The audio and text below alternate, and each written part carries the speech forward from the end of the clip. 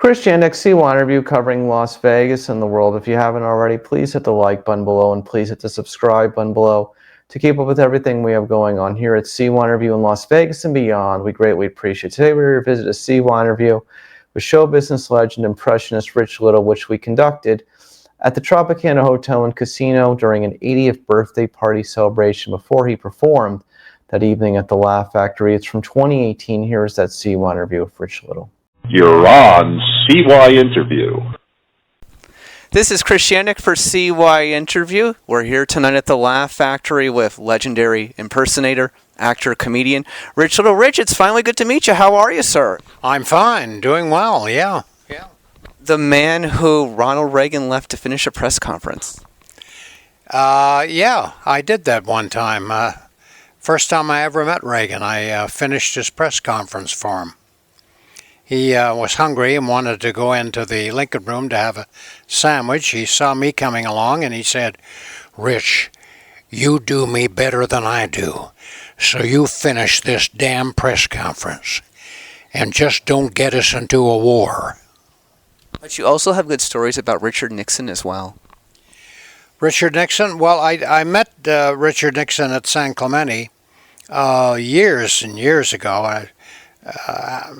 I came down from Canada to the United States, and it wasn't long after that I was invited to a garden party in San Clemente for Nixon, and I went, and my whole act was there. All of Hollywood was there, and I got up in front of Nixon and imitated him in front of him, and he didn't know who I was doing. He turned to his wife, Pat, and said, "Why is this young man speaking in this strange voice?"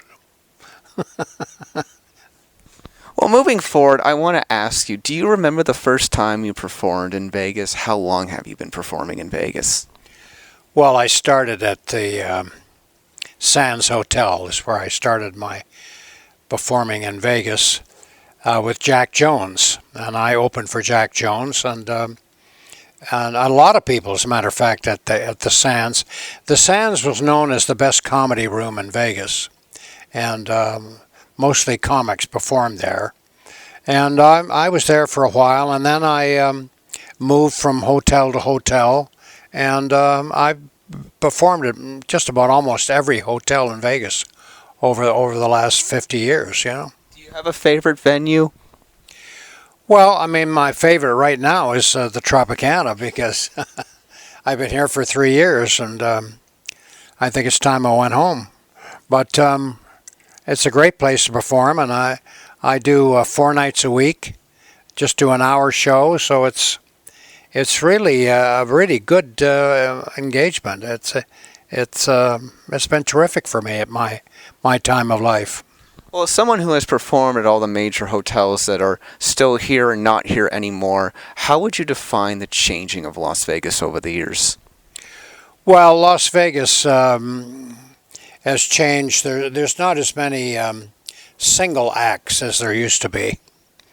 You know, you used to come to Las Vegas, you'd see Sinatra and Dean Martin and Danny Thomas and Red Skelton, and mostly single acts, and then they brought in a lot of extravaganzas and magic shows and Cirque du Soleil and a lot of big production shows, and I don't think they had those when Vegas started out.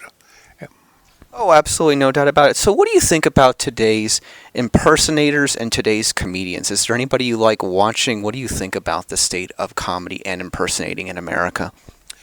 Well, I don't think there's as many impersonators today as there used to be. There's still a lot of good ones out there. I mean, Gordie Brown is an excellent impersonator, and he comes from the same town I do, in Canada, Ottawa. And I put Gordie in a show called Copycats that I did way back, and that started his career. But I mean, there's a lot of people that do impressions. Terry Fader does impressions. He's superb. He's excellent. And but I don't think there's as many as there used to be.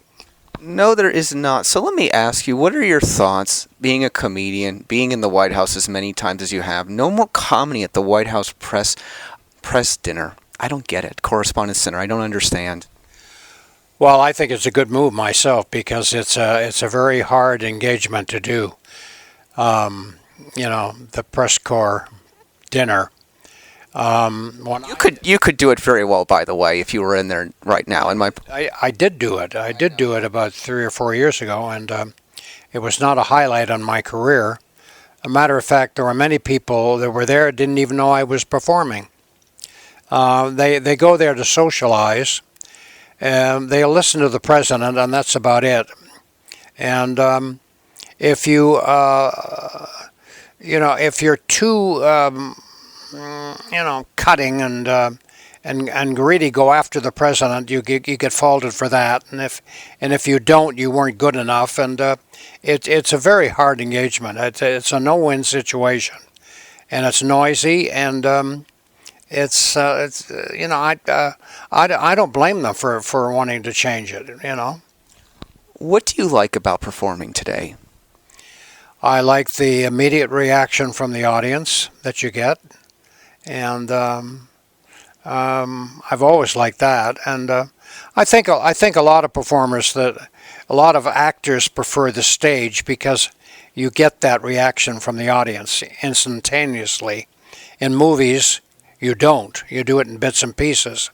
When I was doing a lot of variety shows in the 70s, most of them didn't have an audience. A lot of them did, but and it was a lot tougher when you didn't have an audience because it was harder to judge whether you're going over or not, especially when you have canned laughter.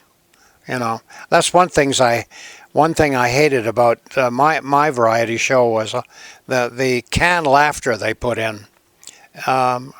If you said good morning, they put in a laugh, and it used to drive me crazy. And if you watch a lot of the sitcoms today, you'll hear laughs and nobody said anything funny, and it's a whole different bag today though than it was when I was doing variety shows. It's a lot different, and I was lucky because I came along at a time when the greats were still active, and I could perform with Jack Benny and George Burns and John Wayne and Jimmy Stewart and Orson Welles and Dean Martin and Frank Sinatra and all those wonderful people.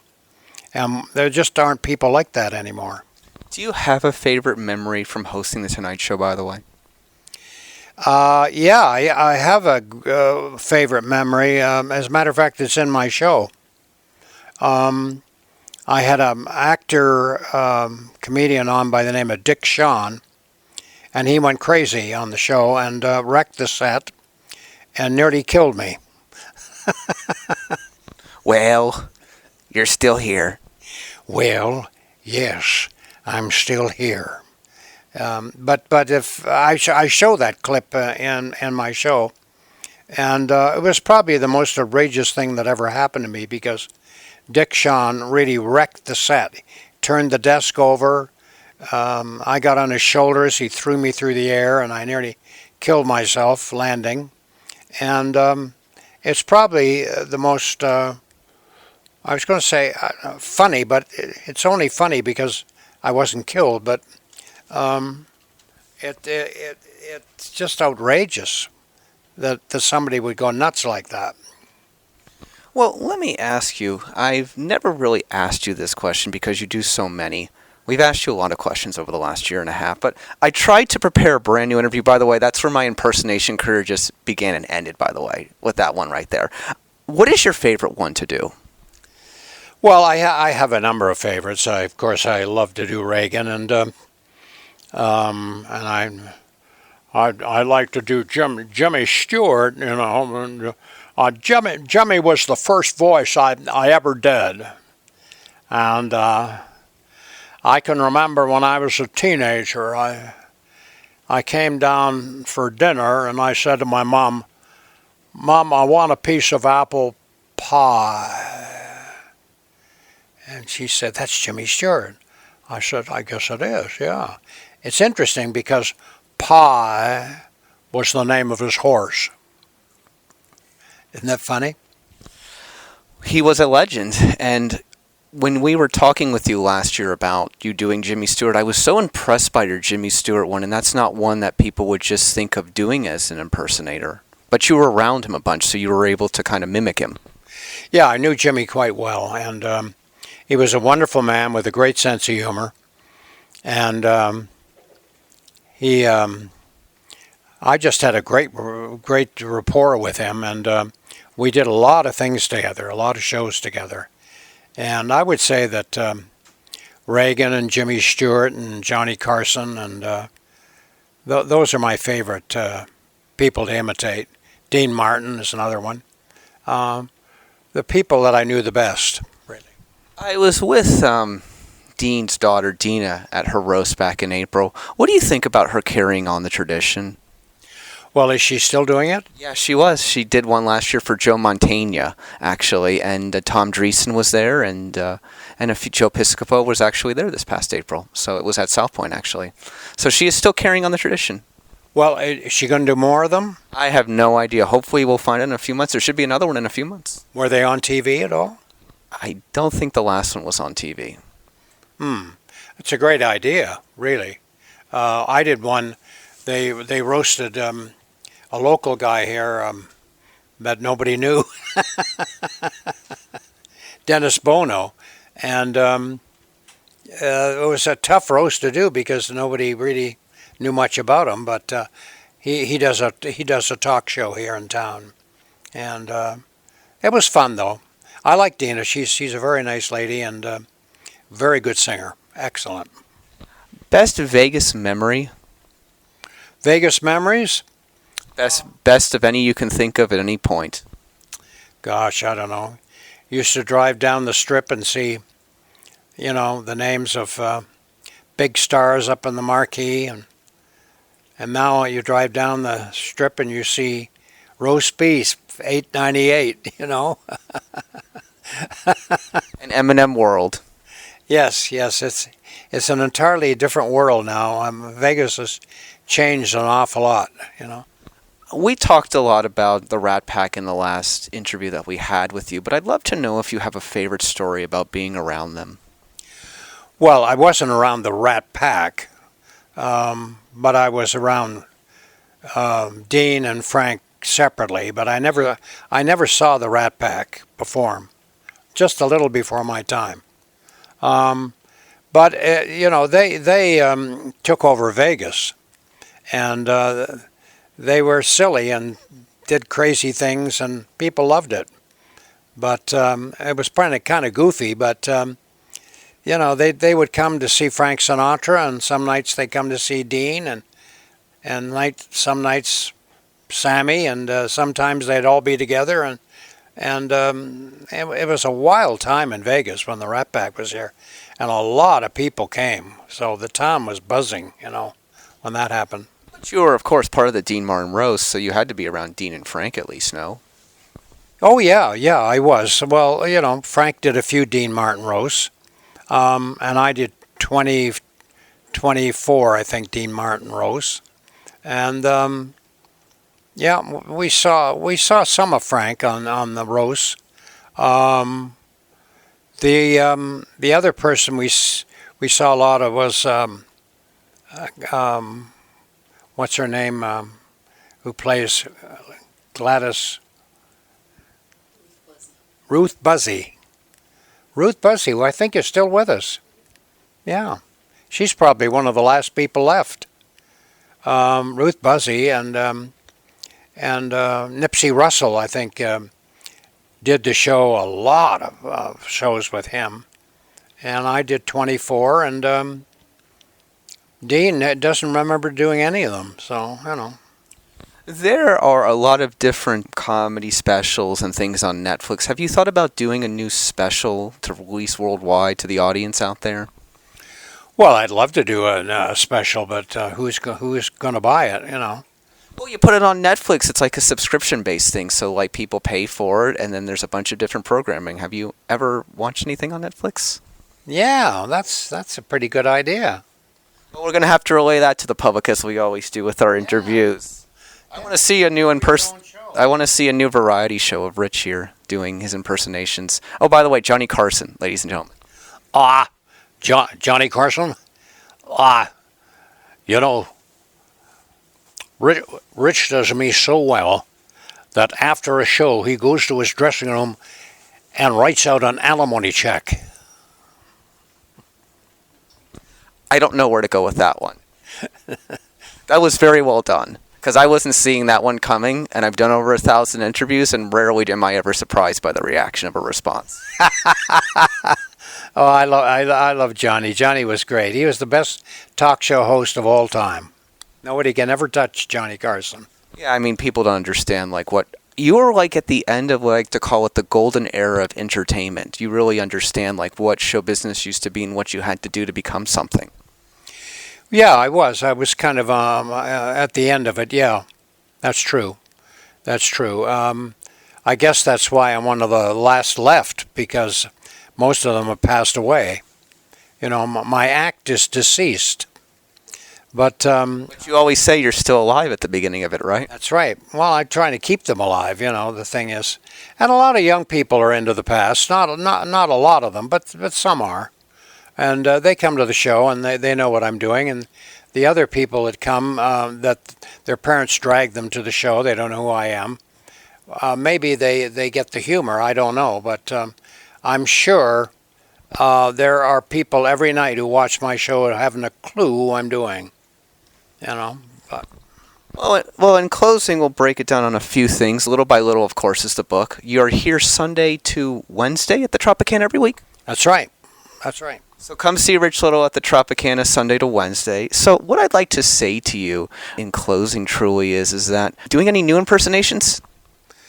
Anybody new? Well, do a little Donald Trump, but it's not one of my best. But I'm always working on new voices, and I'm going to do Tucker Carlson on Fox, and then I've got him down. Well, I think I've got him down, so I'll be doing him when I'm on the show. And you know, there is a few other people that I'm working on that are on Fox. And if I go on Fox, I have to do a lot of people that are on Fox. So I do Sebastian Gorka, and I do.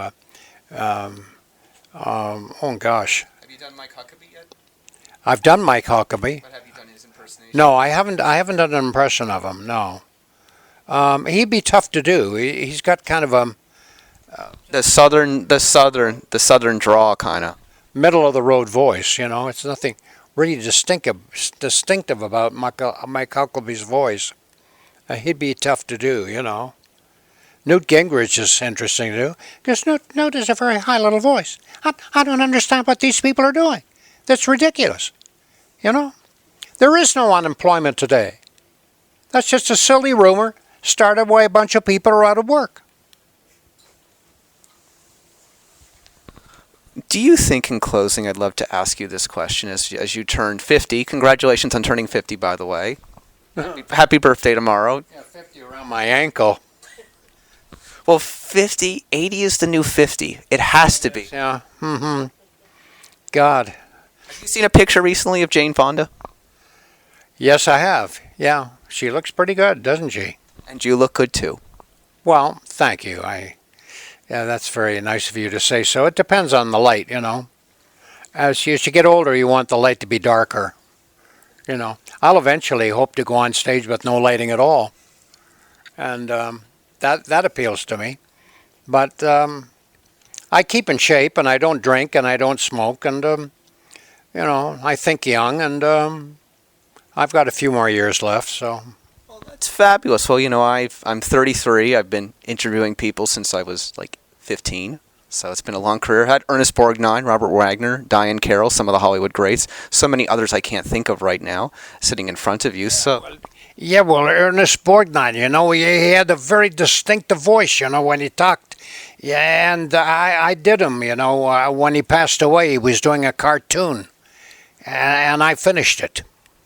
Well, I was 22 and he was 91 when he finally decided to release his book, Ernie, back in, I think it was 2009. Yeah. I had him on the book tour. It's a good book, too.